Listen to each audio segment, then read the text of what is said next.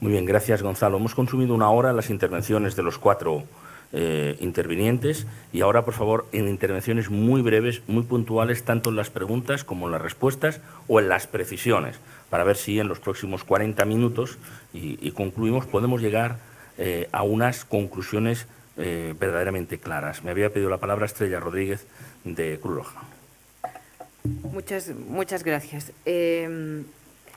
En cuanto a la financiación del tercer sector, que me preguntaba Gonzalo, no lo he dicho antes por la rapidez, el 55,3% de los recursos del tercer sector son públicos.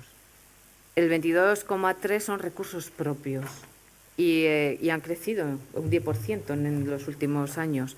Y el 19,4% son recursos privados, porque procede de las donaciones de empresas, etcétera. Es así como el sector está sobreviviendo. Es verdad que tenemos una presencia de lo público muy importante, pero aquí lo que queremos poner encima de la mesa son las debilidades que se afrontan. ¿Qué queremos del tercer sector? Antes que dinero, porque yo aquí tengo cierto pudor, estoy acostumbrada a hablar de lo que le pasa a la gente, no de lo que le pasa al sector, ¿no? Pero si no arreglamos lo que le pasa al sector, no seguiremos dando respuestas a necesidades emergentes que puedan surgir. Entonces, ¿qué queremos? Queremos reconocimiento, queremos ser un interlocutor social, reconocido. Ahora tenemos la ley del tercer sector, damos un paso muy cualitativo, la mesa de diálogo civil, se están reproduciendo en las comunidades autónomas, pero quizá la Constitución también podría abordarlo. Queremos ser interlocutores sociales con mayúsculas, es decir, un sector importante que tenga peso en la negociación de las políticas públicas. Es verdad que se hace sectorialmente y depende muchas veces de la sensibilidad del sector. En discapacidad se pactan cosas, en pobreza o en las políticas de gitanos, pero no es algo que esté institucionalizado. Y yo creo que con el peso que tiene el sector quizá nos lo hemos ganado, ¿no? Ser un interlocutor importante. 2, la financiación. La financiación es un tema que ahora tiene nubarrones muy negros. Dependemos de las sentencias permanentes del Tribunal Constitucional en cuanto al IRPF, al 0,7 del IRPF, perdón, o del Tribunal Supremo. Hoy mismo salta que la Taula, los compañeros de Cataluña, han puesto un recurso en el Tribunal Supremo contra la convocatoria del IRPF. Esto va contra el modelo. ¿Queremos organizaciones estatales o no? Si seguimos por esta senda y siguen ganando recursos en el Constitucional, desapareceremos las organizaciones estatales. No habrá organizaciones que vertebren políticas de Estado, no habrá gobierno que tenga delante o ninguna organización con el que pueda pactar o pueda negociar, porque la fuerza estará en las comunidades autónomas y el sector quedará totalmente desarticulado.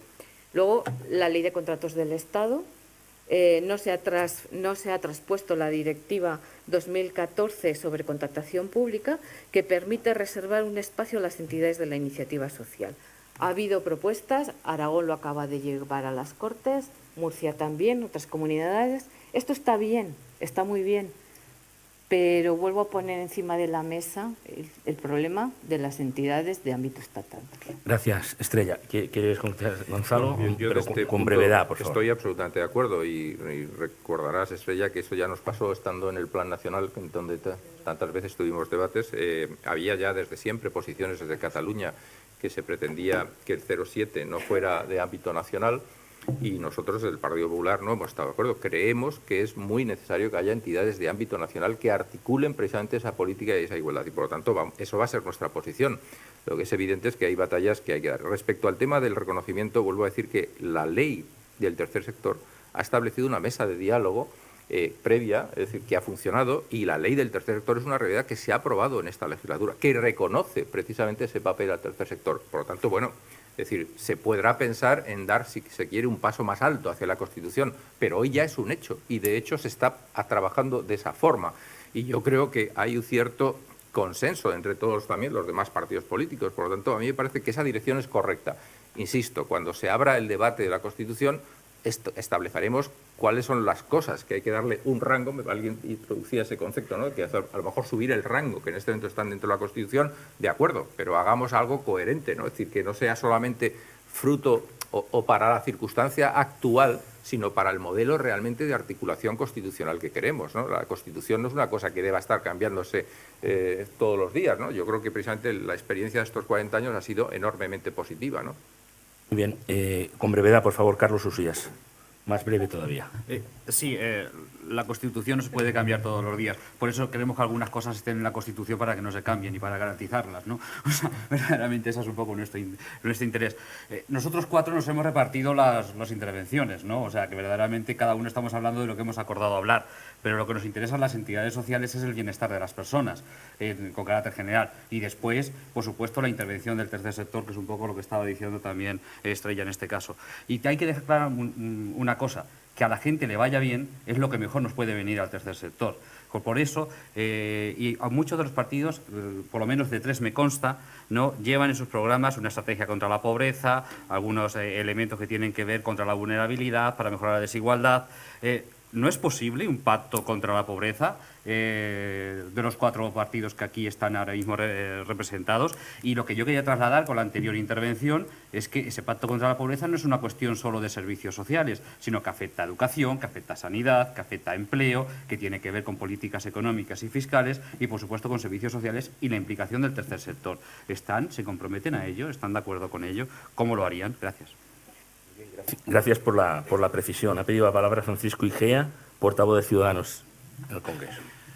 Bueno, es evidente que nosotros somos favorables a un pacto contra la pobreza, como hemos sido favorables, pero lo primero que hay que ser es favorable a pactar, a dialogar. Es difícil pactar con quien se sienta en una esquina y no quiere hablar.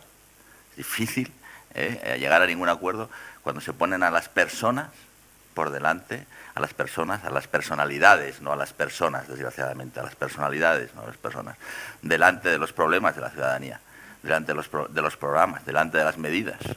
Nosotros hemos hecho un esfuerzo por poner medidas delante de las personas. Nosotros no hemos propuesto a nadie ser vicepresidente, ni ministro de Exteriores, ni de Defensa, ni de Interior. Entonces, para llegar a pactos, lo primero que hay que tener es voluntad. Voluntad y reconocimiento de que cuando uno tiene el 20% o el 28% o el 15% de voto, no tiene el 50%. No tiene la voluntad de la mayoría detrás suyo. Si queremos llegar a pactos, lo primero que tenemos que eliminar de la política es la soberbia. La soberbia. Y no me gustaría dejar pasar esta intervención sin hablar de una cosa de la que ha hablado Gonzalo Robles, que es del ejemplo. Efectivamente, la sociedad española ha dado un ejemplo a los políticos. Familias han recogido a sus hijos, los abuelos han recogido a sus nietos, todo el mundo se ha apretado el cinturón, se ha ido a vivir a una misma casa. Lo que yo me pregunto es si la sociedad española ve en sus políticos ese ejemplo, si ve ese esfuerzo, si hemos recogido a los del Senado y los hemos llevado a otro sitio, si hemos recogido a las diputaciones, si hemos hecho el esfuerzo paralelo al que ha hecho la sociedad española. Porque es difícil legislar cuando uno no tiene autoridad moral. Y lo que ocurre en este país, y hablando del tercer sector, es que este país necesita que sus políticos, que todos nosotros, nadie estamos excluidos de este asunto, respondamos al ejemplo que ha dado la sociedad con un poco de nuestro ejemplo. Y con respecto al 0,7 y a la política estatal, evidentemente, nosotros somos partidarios de que el 0,7 permanezca en la política estatal. Pero es que antes de eso somos partidarios de que permanezca el Estado. Porque es que hay gente que ni siquiera sabemos si es partidario de que permanezca el Estado unido como tal. Entonces difícilmente va a permanecer el 0,7 estatal si no permanece el Estado. Luisa Carcedo, del Partido Socialista, y después intervendrá Concha. Adelante. Bueno, cuando hablamos de reforma de la Constitución, yo creo que quedó un poco implícito, pero no se habló. Estamos en este asunto, estamos hablando de incorporar como derechos fundamentales los derechos sociales. Ahora solo es derecho fundamental la educación, como es conocido. Nosotros pretendemos que se incorporen como derechos subjetivos la sanidad y también el acceso a la seguridad social y que incorpora el ingreso mínimo vital. en ese concepto. Por tanto, de eso es de lo que estamos hablando. Y las rigideces que pueda tener la Constitución son las que ella misma recoge de cómo se deba de modificar, como lo recoge la actual, y por tanto yo creo que ese es el escenario donde discutir esto. Y nuestra Constitución hay que reconocer que ha dado a este país un periodo de estabilidad política y democrática fundamental. Por eso nosotros consideramos imprescindible la incorporación del Partido Popular y que además así lo recoge la Constitución por las mayorías que requiere. Por tanto, es fundamental. A partir de aquí, es decir, el problema del 07, que nadie se engañe, es un problema de interpretación constitucional. Por tanto, la reforma de la Constitución es una pieza clave para resolver este asunto, porque tradicionalmente se asume la asistencia social a todas las políticas que tienen que ver con los servicios sociales, en general. Y bueno, al margen de por qué se llegó a esa interpretación, el hecho de consolidar los derechos sociales da y exige a la Administración General del Estado un papel diferente, y esa es la seguridad que puede ofrecer a las entidades del tercer sector de ámbito estatal. Por tanto, la reforma de la Constitución está también ligada a resolver en el futuro la estabilidad del tercer sector.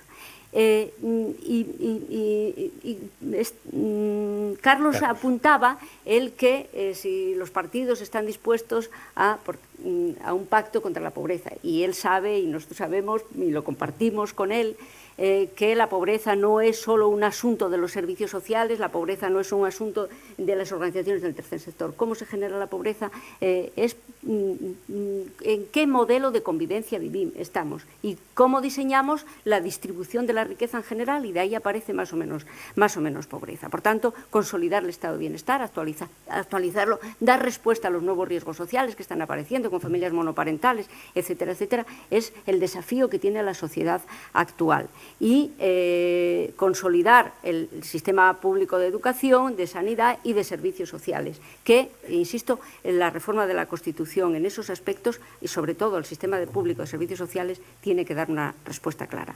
Y respuestas, además, para la emergencia que está viendo ahora, que va en esa línea, para la emergencia social que hay ahora, nosotros consideramos imprescindible la incorporación de una renta que opere como última red de protección social para las personas que no tienen nada, y que vosotros describisteis muy sabiamente la realidad actual.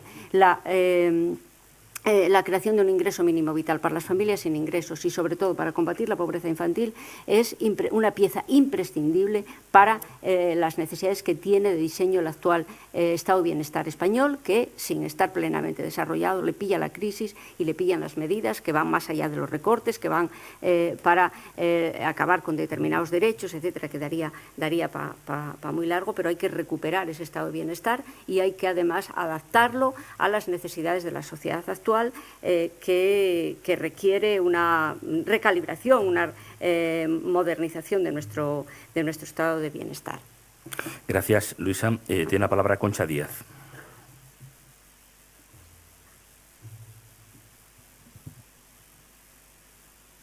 Pues 3 comentarios. En primer lugar, referido a todos los grupos políticos que están aquí hablando de lo que hemos venido consiguiendo el tercer sector en colaboración con la Administración General del Estado. Gracias a nosotros y a nuestra colaboración se han perpetrado pues, estrategias beneficiosas para todos los colectivos que faltan desarrollar, pero es cierto que hay que evaluarlas.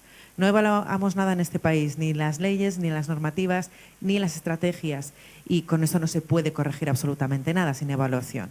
El problema y la debilidad que presentan estas normativas y estrategias son la falta de dotación económica. Marcan el camino esta normativa, pero sin dotación económica no se podría conseguir nada. En segundo lugar, relacionado con la Constitución española, presenta evidentemente un marco de convivencia muy importante. Desde el año 78 hasta el día de hoy hemos contemplado nuevos derechos que ya estaban, pero también derechos sociales, culturales y económicos que ahora mismo no están garantizados en igualdad de condiciones. Y deben constar en la Constitución, porque ya están constando en otras normativas y se ve que no garantizan nada.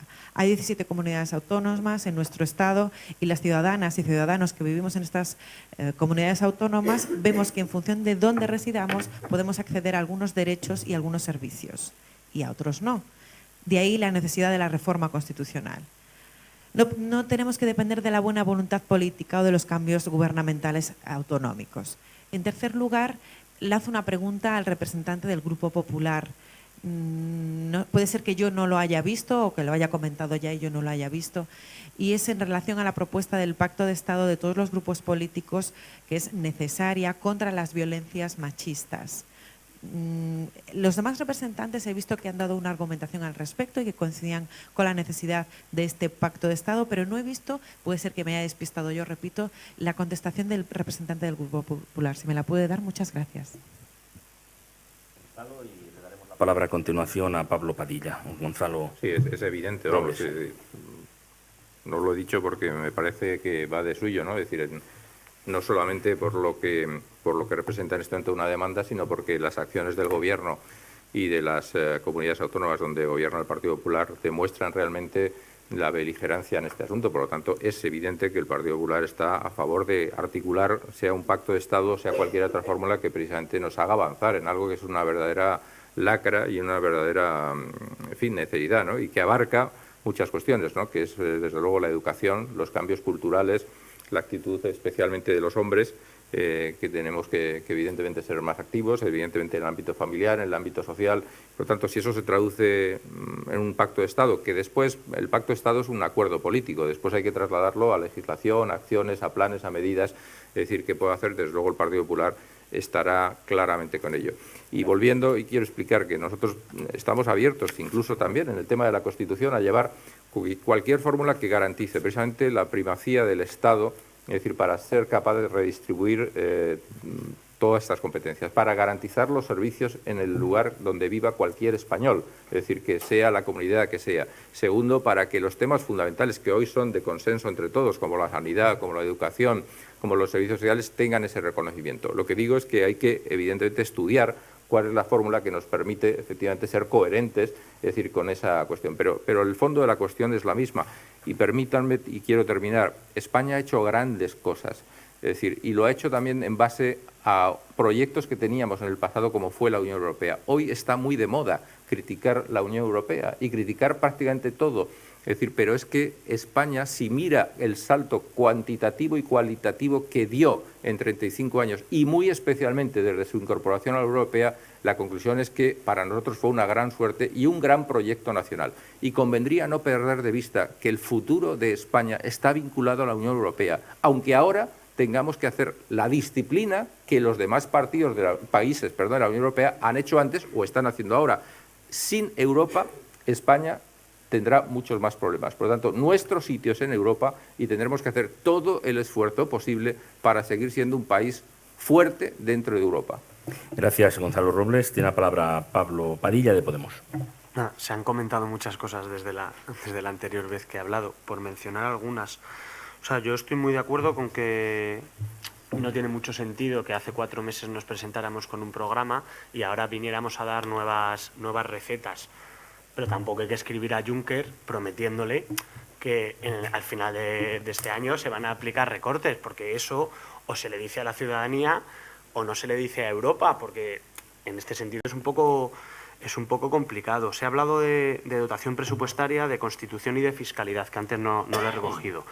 Yo creo que sobre fiscalidad hay como 3 cuestiones fundamentales. Una, basta ya de amnistías fiscales, porque además da la casualidad de que quien se acoge a amnistías fiscales luego son los mismos que tienen las cuentas en Suiza.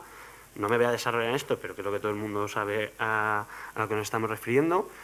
En este año que llevo yo en la Asamblea de Madrid hemos puesto sobre la mesa propuestas de fiscalidad progresiva que permitiría a la Comunidad de Madrid ingresar 600 millones de euros más, únicamente llamando a los bolsillos de las 16.000 personas más ricas de nuestra comunidad. Y tanto el Partido Popular como Ciudadanos se han negado. Todo el mundo está de acuerdo en ingresar más. Lo que pasa es que hay que saber a quién queremos ingresar. Y lo que ocurre es que desde 2011 las rentas del capital suponen más del 50% que las rentas del trabajo. Es la primera vez en la historia que ocurre en nuestro país. y sin embargo 3 de cada 4 euros de los ingresos vienen de las familias y de los trabajadores. Aquí hay alguien que está aportando menos. Y yo creo que Europa, ese proyecto de integración europea, nos enseñó, y además esto también lo dice la doctrina social de la Iglesia, que quien más tiene que aportar más, porque es la única manera de que nadie se quede fuera. Si yo creo que todo el mundo está de acuerdo en la frase que nadie se quede fuera. El problema es que cuando se ponen sobre la mesa unas políticas que dejan fuera a un tercio de la población que está en riesgo de exclusión, es problemático. Y ya lo último, la Constitución no se puede tocar todos los días, por supuesto. El problema es que hace muy pocos años se tocó para una cosa muy concreta, que fue priorizar el pago de la deuda a la aplicación de los servicios públicos. Si estuvimos dispuestos, o la representación parlamentaria de ese momento estuvo dispuesta a tocar la Constitución sin preguntar a nadie, en un fin de semana en agosto, quizá con todo el tercer sector y con un proceso amplio, dialogado, participado y participativo, se podría llegar a blindar los derechos sociales. Es una cosa que decíamos en campaña y que seguiremos diciendo. La Constitución, durante mucho tiempo, un gran pacto de convivencia. En nuestra opinión, y ya termino, alguien, en un momento, seguramente a través de la crisis, decidió romper ese pacto de convivencia, que decía que daba igual donde nacieras, en una familia humilde o en una familia adinerada, que tú ibas a tener oportunidades, que tú no te ibas a tener que trabajarse para no poder llegar a fin de mes, que no te ibas a poder ir del país. Si ese pacto se ha roto, y yo creo que no lo ha roto esas familias, ese aumento del voluntariado, esa gente que trabaja duro, no lo ha roto esa gente, lo han roto seguramente los de las amnistías fiscales, volvamos a revisar si ese pacto de convivencia se puede mejorar. Y ya lo último, sobre el modelo de dependencia, que lo hemos dejado por ahí. Yo he hablado de que ha habido recortes. Nosotros creo que fue un avance increíble. Yo creo que hay un reconocimiento a que se puso esa cuarta pata del estado de bienestar que se dice, pero esa pata no puede estar quebrada en función del color político de si nos interesa o podemos verlo. Yo creo que hay que apostar por el modelo danés, que integra y supera la actual legislación y que incluya, y en este sentido creo que lo vinculo con lo que se mencionaba antes, las demandas del movimiento feminista y de vida independiente, para que no recaiga siempre sobre la familia y que la conocemos como ley de dependencia, pero realmente estamos hablando de vida independiente de aquellas personas que puedan, dentro de la cartera de servicios sanitarios, independientemente de la renta que tengan, puedan acceder pues desde terapias a productos ortopédicos y demás. Y ya lo dejo. Y por cierto, 70.000 millones de euros en la reducción de la recaudación, que estoy de acuerdo con ese dato. No es como si una familia pierde 2/3 de sus ingresos, porque no me digan que el presupuesto de España son 210.000 euros, eso no es así. Entonces, bueno, yo creo que el dato es muy grande, pero hay que ponerlo porcentualmente. Ya está. Gracias, Pablo. Estamos en los últimos minutos, dar la palabra a alguna persona que ha intervenido, que la ha pedido desde el público, el presidente de la Confederación Estatal de Jóvenes Empresarios. Adelante. Y miembro de Sociedad Civil por el Debate. Adelante. Si no te oímos igual, tira para adelante.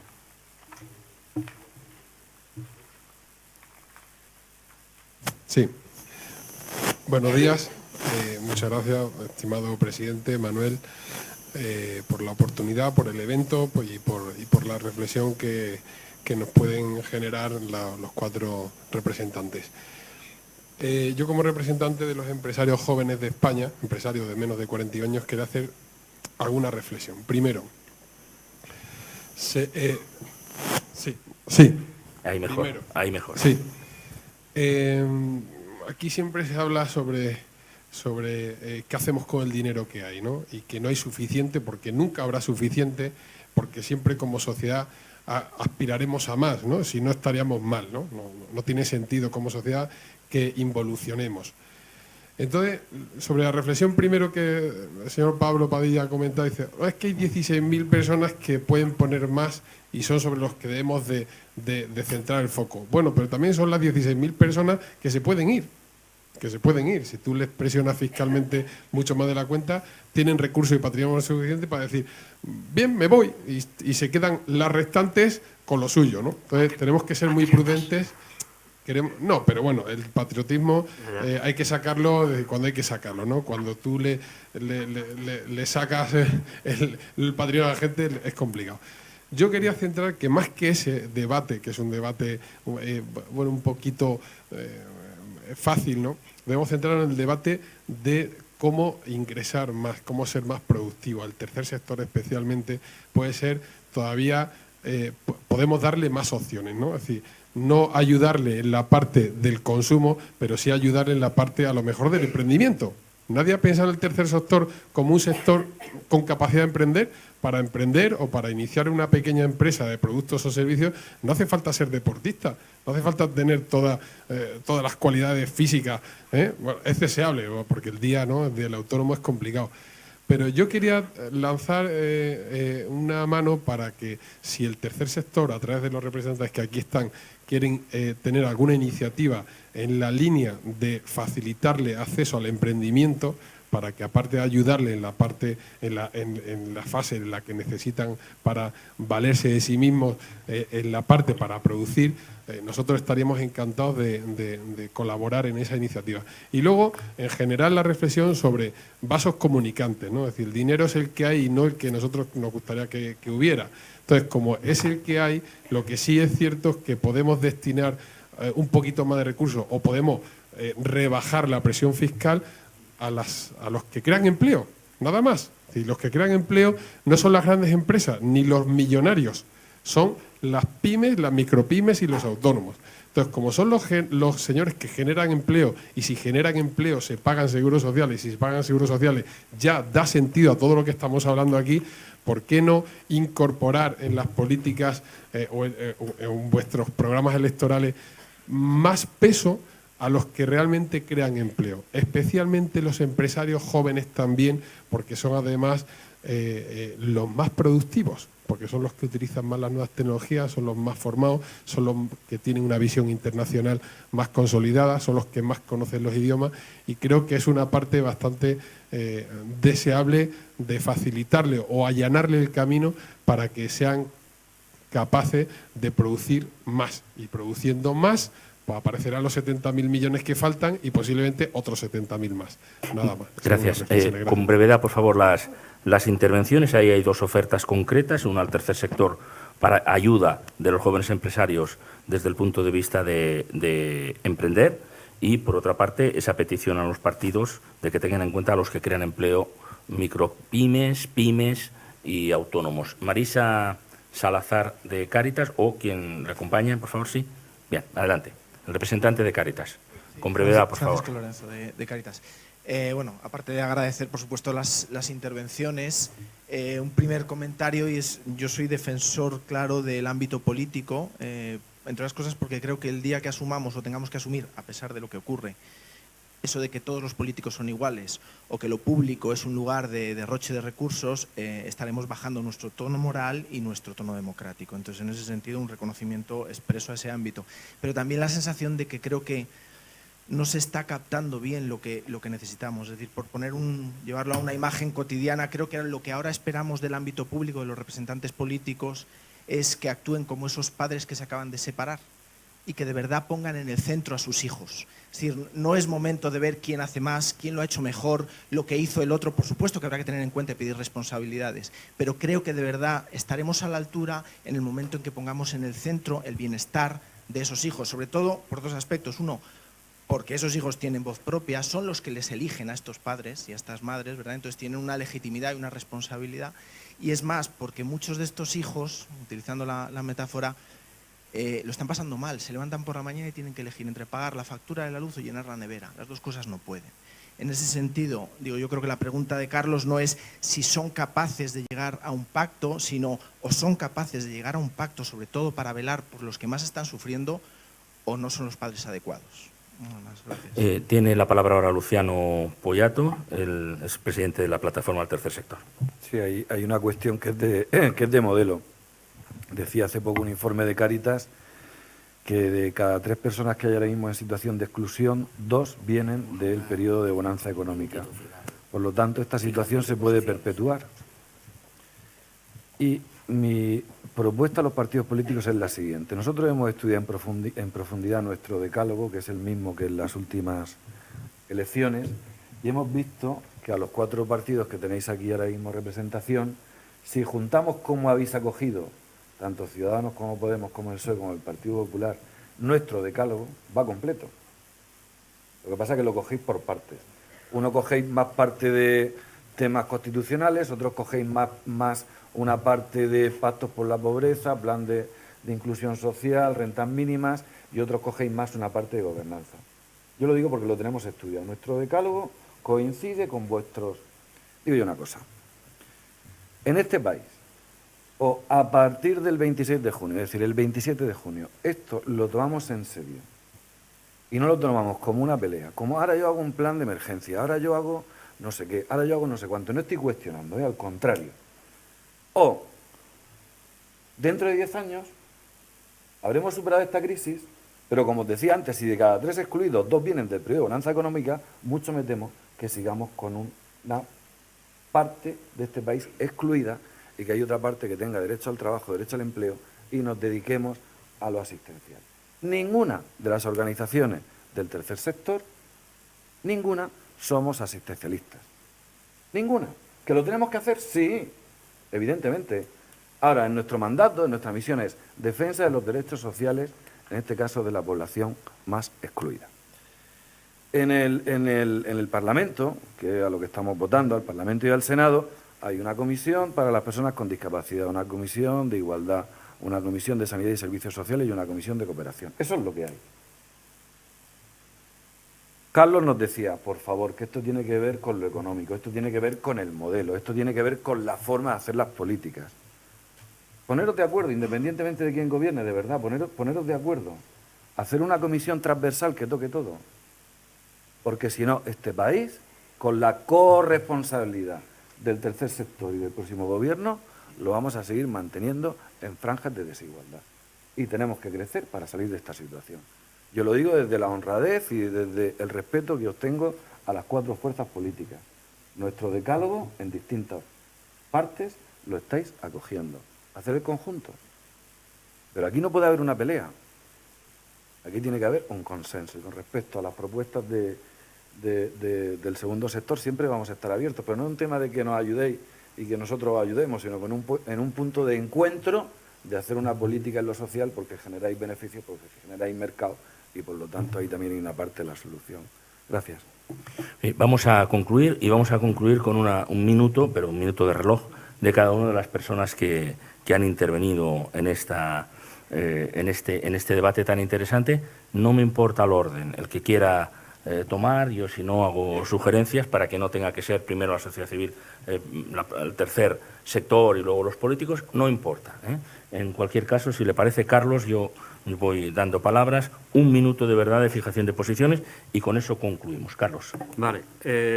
Primero, somos europeos, queremos ser europeos y queremos más Europa económica, más Europa fiscal, que es lo que se está haciendo ahora, pero por favor, más Europa social, que de esas se olvidan siempre. Y eso es necesario, porque somos europeos, queremos que se dediquen a los europeos, que se preocupen de Europa. Y segundo, también indicar, estamos de acuerdo con colaborar con los 3 sectores. Eso es necesario, es vital. Y nos gusta la palabra emprendimiento, pero se ha quemado una fábrica de embutidos y los emprendedores eran 500 falsos autónomos que estaban trabajando en la fábrica. A ver qué entendemos por emprendimiento. Sí a las palabras y al sentido real de las palabras, no a utilizar las palabras para encubrir cosas que no son las que deben de ser. Y finalmente, decir, queremos un pacto contra la pobreza, una estrategia contra la pobreza, porque la pobreza, esa estrategia significa devolver dinero a la sociedad por la parte de abajo de la sociedad, y eso es una inyección en vena al movimiento económico de la propia sociedad. Las políticas de inclusión son motor de desarrollo, no son su consecuencia. Si pensamos de esa manera, estaremos cambiando el modelo y estaremos pensando en las personas. Gracias. Muy bien, gracias. Francisco Igea, portavoz de Ciudadanos, última intervención. Sí, bueno, resumiré en un minuto.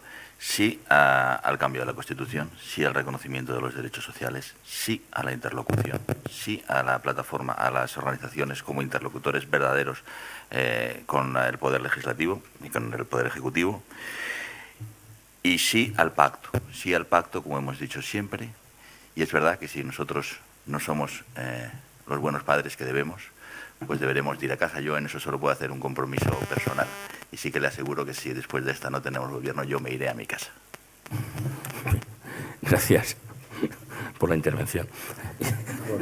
Por lo otro, no debo opinar porque estoy aquí. Por lo otro, gracias, doblemente gracias. Tiene la palabra Concha Díez. Derechos sociales, económicos, culturales tienen que ser derechos fundamentales en este país.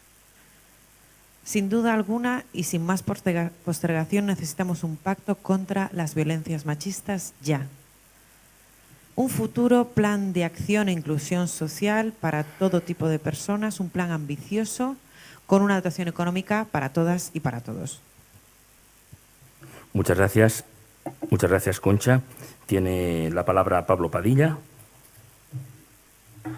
Nada, reagradecer la invitación. Yo creo que el 26J, pero ya hemos tenido la oportunidad de cambiar un modelo económico que tiene unas consecuencias graves, que deja fuera a mucha gente, un modelo de cuadrar las cuentas que deja fuera a la gente y que cabe la posibilidad de que podemos empezar hoy, pero después del 26J haya ese pacto de convivencia que yo decía que se había roto, que se recupere, que se reintegre, que se consolide y que no habiendo nadie fuera y entendiendo la potencialidad que tienen todos los sectores, sin hacernos engaños con las palabras, como bien decía antes, y poniendo el interés de la gente, no de los hijos, porque que lo diga yo va a sonar un poco raro, el interés de la gente, yo creo que estamos capacitados. Y yo no me puedo ir el 26J, porque yo estoy en Madrid, pero si no se lo diré a mis compañeros. Muchas gracias. Estrella Rodríguez, de Cruz Roja. Queremos seguir mejorando la vida de las personas y lo queremos hacer con alianzas con la administración pública, con las empresas, con la sociedad civil, con todos los movimientos sociales y decimos sí, por supuesto, a la evaluación de las acciones y de las políticas públicas, a la transparencia, al buen gobierno, a rendir cuentas, pero decimos no a la burocratización. Muchas gracias, Estrella. Y tiene la palabra ahora Luisa Carcedo, del Partido Socialista. Bueno, un modelo de convivencia basado en derechos y un cambio de concepto de lo social. Hablamos de inversión social. Los países más prósperos han identificado que es la inversión más eficaz, no solamente desde el punto de vista de la justicia social y de la igualdad, sino también del desarrollo económico y de la competitividad de país. Por tanto, consolidar el estado de bienestar e incorporar la última red de protección social, como son las rentas básicas, combatiendo la pobreza que más está dificultando o mayor dificultad puede introducir en el país, que es la pobreza infantil, con el lastre que esto conllevaría. Muchas gracias, Luisa Carcedo. Tiene la palabra Gonzalo Robles, del Partido Popular. Muchas gracias. Pues primero quiero contestar, antes se me quedó. Nosotros llevamos en el programa, efectivamente, una estrategia nacional de lucha contra la pobreza, que va en el programa, además de coordinar las rentas mínimas de inserción, en fin, y otra serie de acciones que son continuación de lo que hemos estado haciendo en el Gobierno. Es decir, todo el mundo sabe que se pusieron en marcha determinados fondos de liquidez, el tema del plan Prepara para las 450 euros a las personas con cargas familiares, el plan de ayuda a los parados larga duración, pero eso, y quiero entender, se vive como una especie de cantidad de cosas desconectadas o de alguna manera sin un proyecto de fondo. Bueno, yo creo que cuando hay dificultades lo importante es dar inmediatamente solución a las personas y a los problemas, y creo que es lo que se ha hecho. Pero es verdad que quizá estamos en un momento en el que se ha madurado muchas cosas en la sociedad española y también en los políticos, y quizás es el momento precisamente de dar un salto hacia adelante. Una solución es evidentemente cuando se abra todo el estudio de la Constitución, ver cómo se puede dar un salto en ese nivel de derechos que puede la Constitución garantizar, u otro tipo de acuerdos que garantice primero que sigamos siendo un Estado donde se garantizan los derechos de todas las personas en todos los sitios y que realmente las exigencias que la sociedad va teniendo pueden irse cumpliendo. Creo que tenemos una educación y una sanidad que son un lujo, y lo creo sinceramente, en España, y tenemos retos por delante. Es decir, tenemos casi 4 millones de personas con discapacidad, es decir, con diferente discapacidad, que es una necesidad importante, por lo tanto, de garantizar sus servicios. Es verdad que existe una vulnerabilidad por fruto de las desigualdades, y esas son dos cuestiones que, igual que se supo dar una respuesta en la educación y en la sanidad, creo que la sociedad española más allá de la voluntad y de las fórmulas aisladas que hemos ido dando todos, podemos aprovechar el momento para hacerlo. Pero hace falta una cuestión, y con esto termino. Es importante que no se rompa la dinámica de crecimiento, porque todo lo que estamos hablando, si no hay crecimiento económico, si no hay un aumento de la actividad, si no hay un aumento de los ingresos, si no aumentamos la tasa de empleo y disminuimos la de desempleo, estaremos al principio de lo que estamos hablando, la crisis. Y cuando no hay actividad económica, cuando no hay empleo, cuando caen los ingresos, todo esto es voluntad, pero es difícil llevarlo a cabo. Por lo tanto, lo más importante, que no interrumpamos el crecimiento económico, que se siga creando empleo, que haya más personas cotizando, que podamos garantizar los servicios sociales y las prestaciones, especialmente también de las pensiones. Y es el momento, cuando todo eso se consolide, es el momento precisamente de estudiar si a la Constitución, si a través de otras fórmulas legislativas podamos, igual que se hizo con la educación y con la sanidad, garantizar los derechos de los más vulnerables y especialmente de los discapacitados. Tiene la palabra para concluir Luciano Pollato, presidente de la plataforma del Tercer Sector y coorganizador con nosotros, con Sociedad Civil por el Debate, de este acto.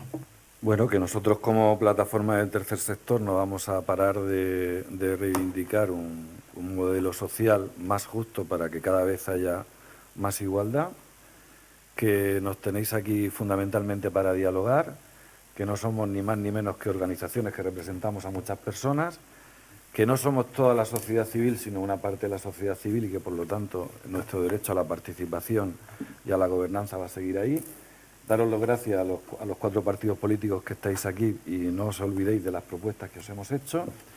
Y luego a vosotras y a vosotros que estáis aquí porque tenéis una paciencia impresionante a la hora de escuchar y sobre todo habéis escuchado muchas cosas que ya venís escuchando últimamente.